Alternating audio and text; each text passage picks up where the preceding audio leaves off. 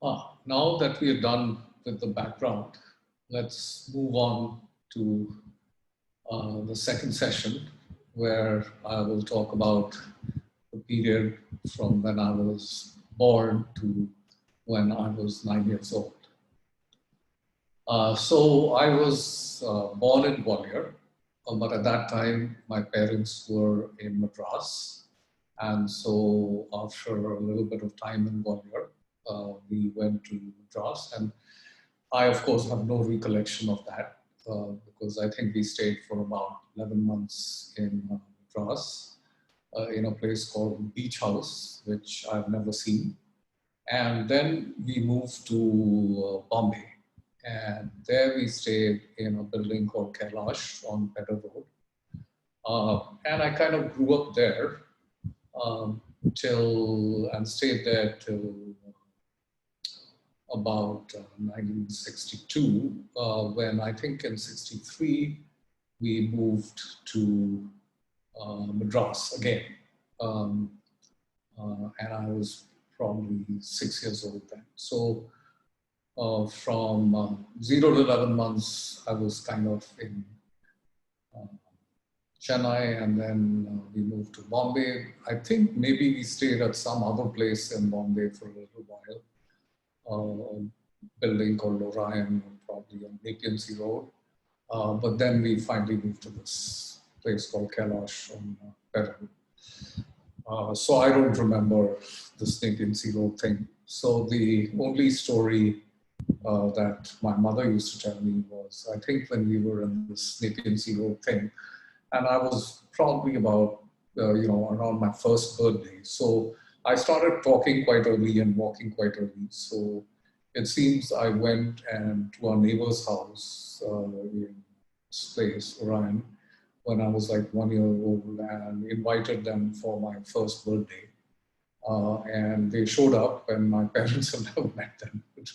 They were quite intrigued that a 1 year old would invite them for his birthday. And so they came up and showed up with presents.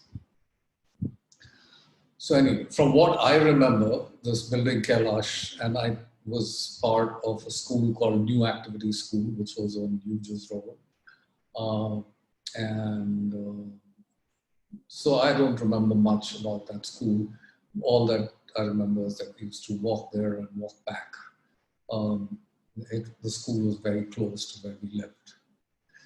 So then, we used to go for holidays either to Gwalior or to Kishangarh, but mostly to Kishangarh because it was a real fun place to go to for holidays. There was this huge house, lots of cousins, lots of fun. My mother's brothers played a lot of cards. There were a lot of fun people, and we really enjoyed ourselves. So on one of these trips, when I think it was probably 1964, because that's probably the year Nehru died. So I had gone to Bhopal, and I remember that. And one of my mother's sisters, Prabha Mausi, was in Bhopal, and my cousins were there. And I remember that house. And while we were there, then we heard the news that Chacha Nehru died, and I remember playing, passing, and scattering some ashes. And as a young boy, I felt quite sad that Chacha Nehru had died. That's all that I kind of remember of that day. And then when we got back to Mumbai, then in 1962 November, when I was like 5.5 years old, my brother Sunil was born. And I was pretty sure I was going to get a sister, so I was a little disappointed that I got a brother. And of course, I had all my toys laid out because I had no idea that a baby would be that small, and I was all ready to play, but a little disappointed that the baby couldn't play right away. The other memory that I have is that so with my father being in Vermicelli, we had a car, and my father used to drive, and we had free petrol. So petrol was kind of expensive, but we didn't have to pay for petrol. We could use as much as we liked. And therefore, we ended up doing quite a few road trips. So I remember that even though Sunil, my brother, was less than a year old, we did this rather massive road trip, starting from Bombay and going all over South India. So some of the places I remember we went to were Shravan Bengola, Jog Falls, and I remember that we ended up in Bangalore, and the first birthday of Sunil was celebrated in Bangalore. So we were quite an adventurous family, and through these road trips, I ended up, traveling a lot, and I was quite curious. So I kind of learned a little bit about India, the various places, and things like that. So then in '63, I think soon after Sunil was born, my father was transferred to Madras again. And then we stayed in a building called Jnanam on Harrington Road. And this was like a two-story house. And in fact, the people who stayed above us, later we found that she got married to a person from Citibank, which later on I found out in Citibank much, much later, that we were actually neighbors in this house called Jnanam. And in the house next door, our neighbors were people from Iran. They were Muslims. And my mother was very friendly with this lady who I think we called Bibi. And I used to play there also quite often. So, I remember being quite fascinated by the Muslim customs and things like that, and got exposed to them and how friendly they were as people, and different culture. Her husband, I think, was associated with a watch company called Ghani and Sons, which exists today. And I've tried to contact them to see if this memory is correct and whether any of the people who were there in 1960 in this house in Harrington's, on Harrington Road, are still alive, because I think I remember a girl called Saida and a boy called Imran, but I'm not very sure. So we'll see if they get back to me. The other incident that I remember quite vividly is that I used to go to school. My school was Don Bosco School in Chepauk. So it was not that far away from Harrington Road, but there was a servant who used to drive me to the school. I think his name was Ram. And he used to drive me on the bike. I used to sit on the handlebar of the bicycle. And he used to take me to school. And once when we were going to school, we got stopped by some people, and they asked me to take out all my books from my school bag. And then they took out my Hindi book, and they burnt it. And I was a small child, fairly traumatized by this incident.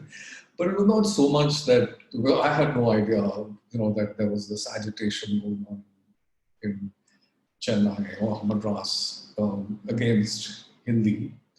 So I had no idea why they burnt my book. But what I was worried about was that I would get in trouble for not doing my homework. So anyway, so that was interesting story. So in Don Bosco School, all I remember is that I used to do very well at school, and what transpired was that when I was, I think, in second standard, something like that, my grandmother, my father's mother, passed away. and my parents had to go to Gwalior. And now they could have taken me with them, but my exams were coming up, so they didn't take me with them. And my mother was really worried because she used to kind of coach me for the exams. And she was wondering how I would do without her coaching. And the other thing was that she was kind of a little petrified of leaving me alone. But we had some friends, the Puris, who said, yeah, no, don't worry, we'll keep him when you go and, whatever. And I told them, yeah, don't worry, I'll manage, I'll be fine. And sure enough, I did well in that exam and came at the top of the class. So my mom, being very practical, said, okay, great. Now I don't need to coach you anymore because you seem to do well without, so she stopped paying any attention to my studies. And I was pretty much on my own, which suited me fine. And at that time, again, I was doing very well. So I got what is called a double promotion. So I think from second standard, I went directly to the fourth standard. The other memory that I have of Madras was that it used to be very, very hot. And we used to play a game called baseball, so kind of a baseball equivalent kind of game. And I remember that someone hit the baseball high up, and I went to try and catch it, and I made a mess of it, and the baseball hit me flush in the mouth.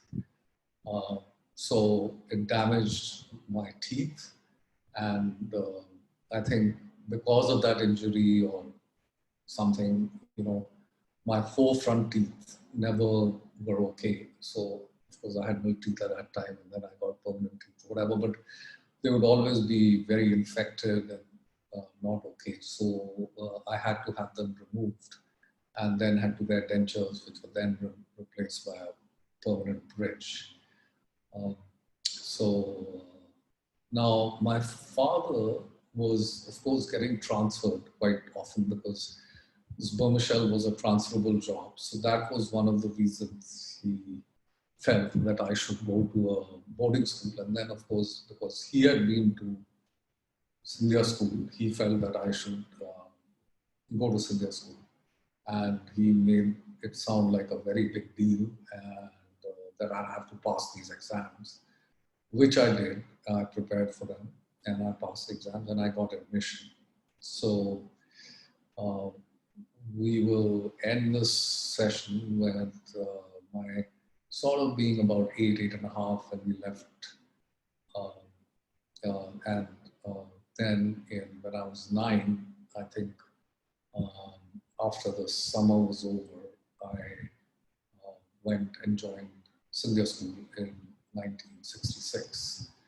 And though I was 9 years old, the school, after they took exams and all that, agreed to place me in the 9th grade because I had this double promotion. So I was like really young for my class, but I joined in the 9th grade.